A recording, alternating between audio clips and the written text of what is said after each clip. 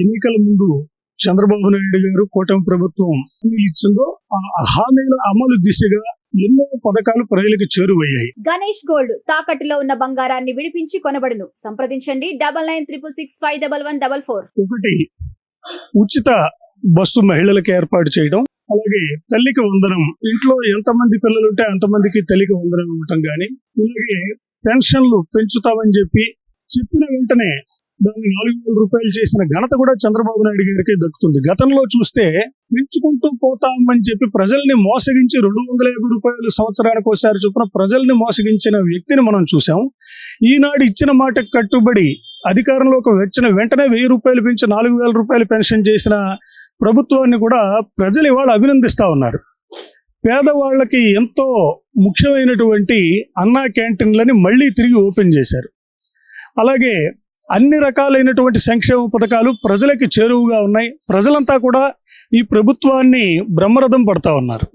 కూడా జగన్మోహన్ రెడ్డి గారు ఒక ప్రెస్ మీట్ లో మాట్లాడుతున్నారు, మనం పథకాలు ఇచ్చినట్టు ఎవరు ఇవ్వలేదు, అది మన రికార్డ్ అని మాట్లాడుతున్నారు. దీనికి మీరేమంటారు?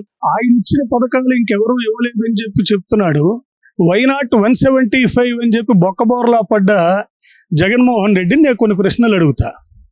ఆ రోజు పేదల నోటికాడ కూడు లాగేసి అన్నా క్యాంటీన్లు రద్దు చేసిన మాట వాస్తవం కాదా? కల్తీ మద్యం పేరుతో కొన్ని లక్షల మంది ప్రాణాలు తీసిన వ్యక్తులు మీ పార్టీ నాయకులు కాదా?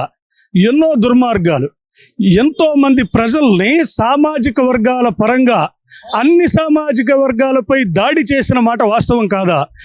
కర్నూలులో వైసీపీ నాయకులు గుళ్ళో ఒక అర్చకుడిని కొట్టింది వాస్తవం కాదా?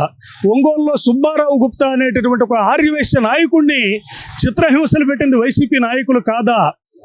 అలాగే అబ్దుల్ కలాం అని చెప్పి ఆళ్లగడ్డలో ఒక మైనారిటీ ఆటో డ్రైవర్ కుటుంబంతో సహా రైలు కింద పడి ఆత్మహత్య చేసుకున్న ఘటన మీ నాయకులు బెదిరిస్తే జరిగింది కాదా? అలాగే ఒక దళిత డాక్టర్ సుధాకర్ని మానసికంగా వేధించి ఆయన ఉసురు తీసింది జగన్మోహన్ రెడ్డి కాదా అని చెప్పి కూడా నేను అడుగుతున్నాను. మీరు పాదయాత్ర చేస్తే నిజంగా ప్రజలు ఎంతవరకు కూడా తన్ని ఆహ్వానిస్తారు, తను ఆకట్టుకొని మళ్ళీ ముందుకు తీసుకెళ్తారు? జగన్మోహన్ రెడ్డి మోసపూరితమైన మాటల్ని ప్రజలు నమ్మేటటువంటి పరిస్థితుల్లో లేరు.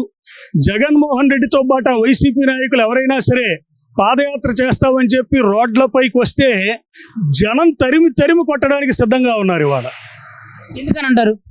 ప్రజల్లో తీవ్రమైనటువంటి వ్యతిరేకత, అభద్రతా భావాన్ని తీసుకొచ్చి ఒక పిచ్చి తుగ్లక్ లాగా పరిపాలించినటువంటి వ్యక్తి ఇవాళ మళ్ళీ ప్రజలు ఇంత బ్రహ్మాండంగా బ్రహ్మరథం పడుతున్న ప్రభుత్వం మీద లేనిపోని విమర్శలు చేస్తా, డిఎస్సిపై అతని చేతగాని తన జగన్మోహన్ రెడ్డి 5 ఏళ్లలో ఒక్క డిఎస్సి కూడా నిర్వహించకుండా ఇవాళ డిఎస్సి నిర్వహించి కొన్ని వేల మందికి ఉద్యోగాలు ఇస్తే వాళ్లపైన అవాస్తవాలు ప్రచారం చేస్తా ప్రజల్ని తప్పుదావ పట్టించే విధంగా ఈ జగన్మోహన్ రెడ్డి చేసే వ్యాఖ్యలన్నీ కూడా ప్రజలు గమనిస్తూ ఉన్నారు. కాబట్టి ఖచ్చితంగా ప్రజలు జగన్మోహన్ రెడ్డిని చీ కొడతారు. పాదయాత్ర పేరుతో ముందుకొస్తే అతన్ని తరిమి కొడతారని చెప్పి కూడా నేను హెచ్చరిస్తా ఉన్నా. అసలు స్థానిక సంస్థల్లో ఎవరిది పై చెయ్యి, కూటమిదా వైసీపీదా? కూటమికి ప్రజలు బ్రహ్మరథం పడతా ఉన్నారు. ప్రతి చోట ప్రజల్లో అపూర్వమైనటువంటి స్పందన వస్తూ ఉంది. ఈ కూటమి ప్రభుత్వం, మా చంద్రబాబు నాయుడు గారు, మా పవన్ కళ్యాణ్ గారు, నరేంద్ర మోడీ గారి నాయకత్వంలో దేశం ఎంతో అగ్రస్థానంలో ముందుకెళ్తుంటే రాష్ట్రంలో చంద్రబాబు నాయుడు గారి ప్రభుత్వంలో అభివృద్ధి శరవేగంగా దూసుకుపోతోంది. ఇవాళ ఒకసారి అమరావతి చూస్తే మనం ఎంతో దేదీప్యమానంగా వెలిగిపోతా ఉంది. ఈ రాష్ట్రానికి చంద్రబాబు నాయుడు గారి నాయకత్వంలోనే ఈ రాష్ట్రం అభివృద్ధి చెందుతుందని చెప్పి ప్రజలు నమ్ముతున్నారు. పట్టణాల్లో కానీ పల్లెల్లో కానీ ఖచ్చితంగా కూటమి ప్రభుత్వాన్ని బ్రహ్మరథం పడతారని చెప్పి కూడా ఆశిస్తున్నాం. నేను అధికారంలోకి వస్తే అమరావతిని తీసి మావిగన్ను పెడతానంటున్నారు కదా, మీరేమంటారు దీనికి? అతని మానసిక పరిస్థితి సరిగా లేదనిపిస్తుంది. ఇట్లాంటి పిచ్చి స్టేట్మెంట్లన్నీ ఇచ్చి మావిగన్ ఎక్కడుంది? మావిగన్ అమరావతిలోనే ఉంది కదా.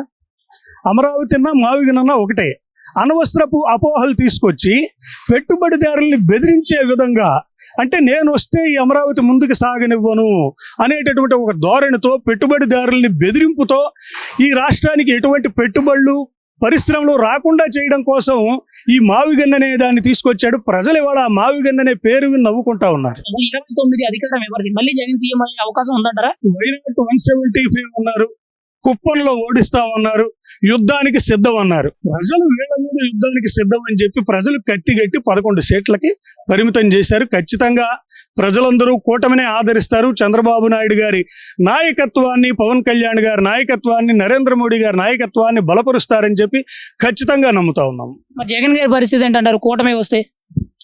జగన్మోహన్ రెడ్డి పులివెందుల్లో గెలిచే పరిస్థితి కూడా ఉండదని చెప్పి ఇవాళ పులివెందుల ప్రజలే మాట్లాడుకుంటా ఉన్నారు. ఖచ్చితంగా జగన్మోహన్ రెడ్డిని కూడా ఓడిస్తాం, మళ్ళీ కూటమి ప్రభుత్వమే ఏర్పాటు జరుగుతుంది.